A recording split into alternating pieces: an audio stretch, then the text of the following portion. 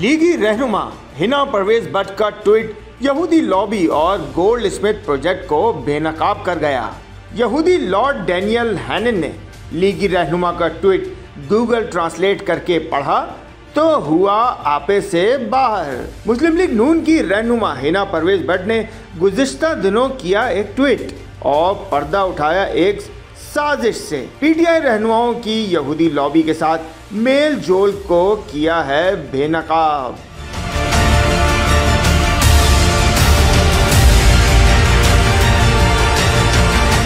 यहूदी लॉबी पाकिस्तान में अपनी सरमायाकारी की हिमायत के लिए खुलकर सामने आ गई है।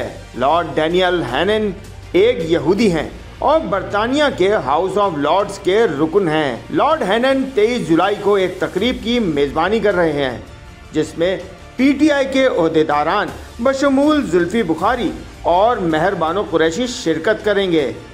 लगता है इस वक्त यहूदी लॉबी की फंडिंग फुल टाइम एक्टिव है। मैं अभी से बता सकती हूँ कि ये तकरीब मुमकिना तौर पर पाकिस्तान के खिलाफ इस्तेमाल होने वाली है और ये गोल्ड स्मिथ की हिमायत याफ्ता यहूदी लॉबी की इमरान खान को जेल से बाहर निकालने की कोशिशों का तसलसल होगी। हिना परवेज भट्ट का ट्वीट किसी धमाके से कम ना था। बरतानवी हाउस ऑफ लॉर्ड्स के रुकन लॉर्ड डैनियल हैनन ने ट्वीट को किया गूगल ट्रांसलेट तो हुआ आपे से बाहर। लॉर्ड डैनियल हैनन ने की तस्दीक हिना परवेज भट्ट के ट्वीट की। कहा पाकिस्तानी एमपीए का ट्वीट्स है जिसका ताल्लुक हुक्मरान जमात से है। उसने ट्वीट में जो कहा उससे फ़र्क नहीं पड़ता मेरे आयरिश और यहूदी होने से मुताल्लिक, लेकिन जो कुछ वहाँ हो रहा है हम वो जान रहे हैं और इस पर तशवीश है। ये था ब्रिटिश एमपीए का इकरार जो ऑडियो लीक की सूरत में सामने आया।